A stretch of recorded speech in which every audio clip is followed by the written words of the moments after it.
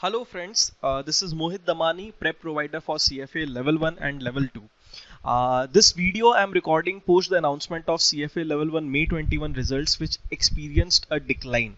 And after the results were announced, I saw lots of messages in different communities I am associated with among students. There is some kind of a fear among students as to why the result has declined, and definitely it creates a demotivating environment for those who have their exams lined up in maybe August 21, November 21, and who maybe are planning to take up the CFA exam. So this video is to address all the common concerns that I can think of. This basically to answer all the common concerns that students have. Okay, so I have divided this session into three parts. Part 1 is historical analysis of result. I will spend medium time on this point.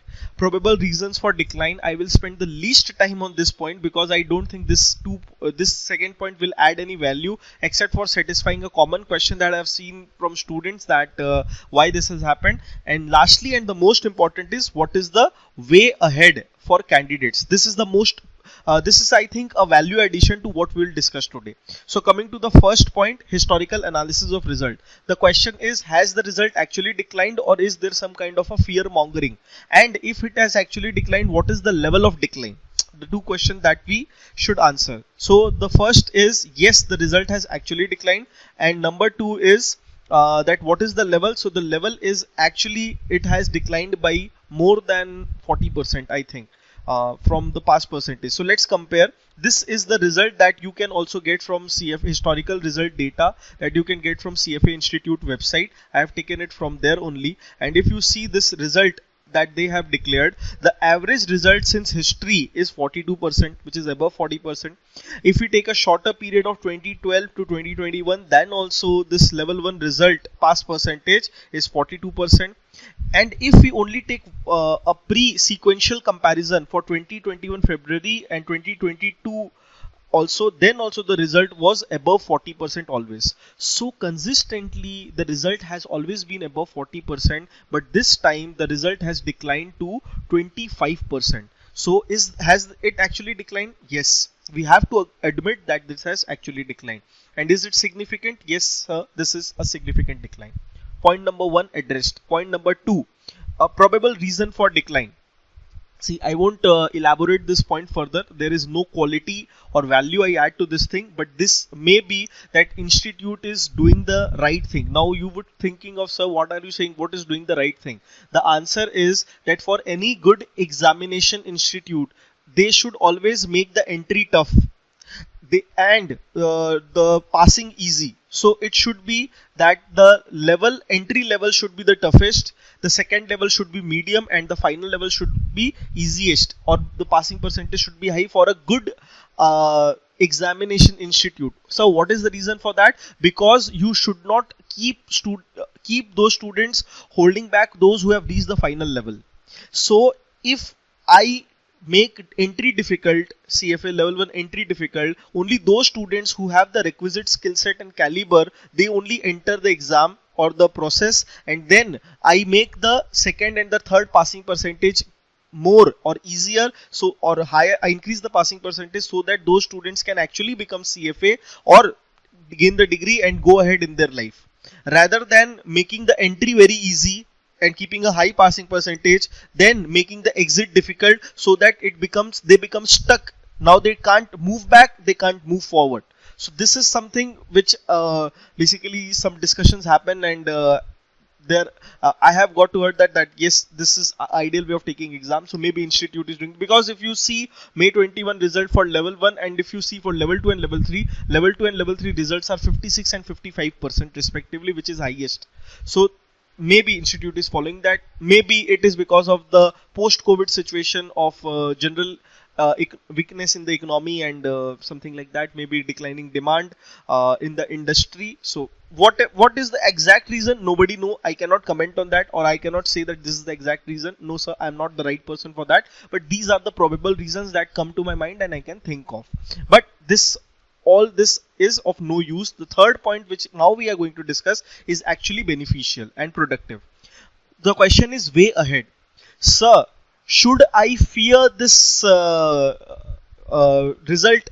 No, you should not fear that. Sir, should I be afraid of the exams now? No, you should not be afraid of that. Sir, should I take into account while I'm preparing this impact of this result? Yes, you should take that. Take a positive outcome of this. For see, today we are recording this on 27th of July. August 21 candidate are the first set who are going to be lined up for the next exam, and November 21 the following attempt. This is an alarm, and this is a early warning sign for November or Feb 22 candidate, and this is a basically a triggering point for August 21 candidate, that you don't need to fear, but what you need to do is you need to religiously put in the true efforts for CFA level 1. See, now institute is giving a very clear message, and especially in last 2 years that I have personally also seen, that firstly the quality of the exam has actually gone up, the quality of the students has actually gone up. So the level of intellect, the level of quality people and quality students that are entering the exam, the CFA, which is actually increasing the value of the course as well, has actually gone up. That is, and which is actually reflected in the passing score as well. So if you see historically, the passing score has increased. So this is because of the upliftment of the overall quality of the crowd and upliftment of the overall effort that the students are actually putting in for passing the exam for CFA level 1.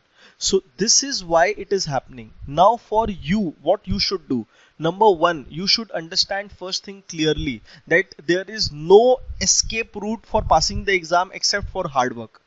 If you actually want to pass the exam, there is only one way, that you have to actually study. You have to actually follow whatever if I am your prep provider, whatever I am saying, or if you have taken prep resources from other person, whatever the person is saying, you should follow that.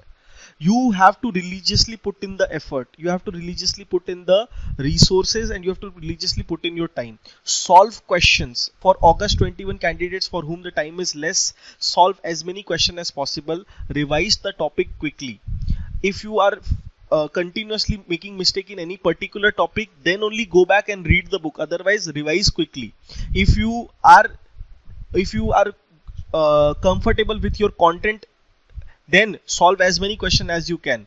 If you feel that your content or your logics are weak, then maybe take up the crash course that we provide, or maybe do something else, maybe reread, but put in more time and make the exam or clear the exam.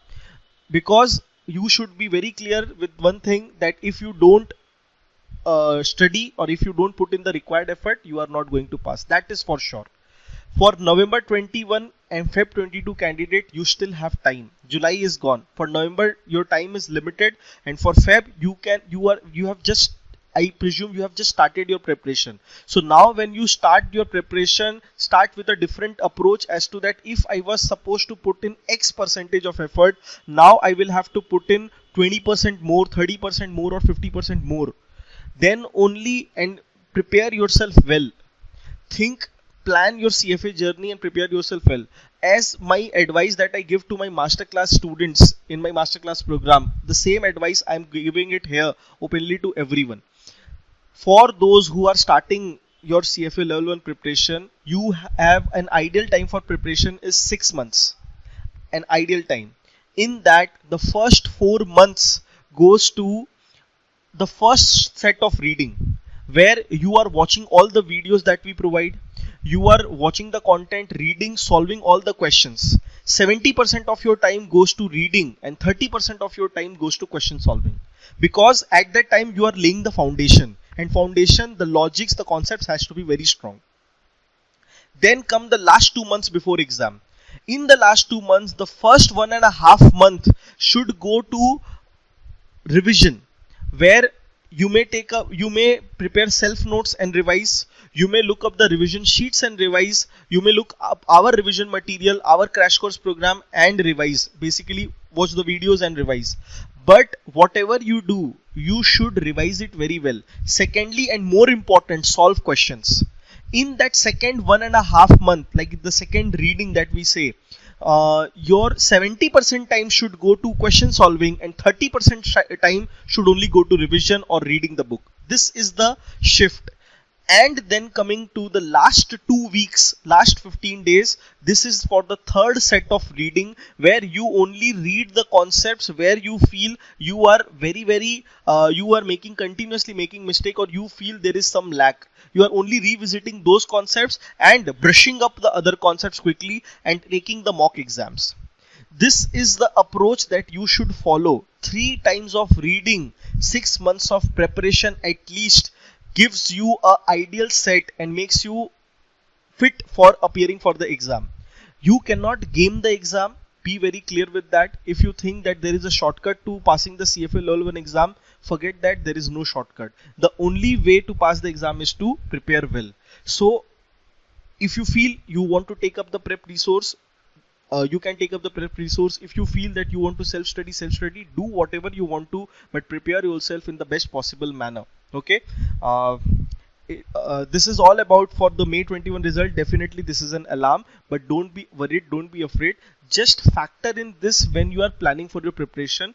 Put in more effort, that is what I will say. And definitely if you want to get in touch with us, we have a free WhatsApp group, we have a free Telegram group as well. You can stay connected with us. Just message me, you can get yourself added, where we keep on posting our free resources. Our YouTube channel you can also subscribe, where we keep on posting the regular question answer video. And as part of the courses that we provide for CFA level 1, you can already see we provide the crash course program, the masterclass program, and the one-to-one training program. If you feel that you need any prep resource, definitely you can get in touch with us. Okay. And if you have any other questions, you can ping me. Ready to I would be happy to help you. Okay. All the very best for your exams, and all the very best for your life ahead. Okay. Bye.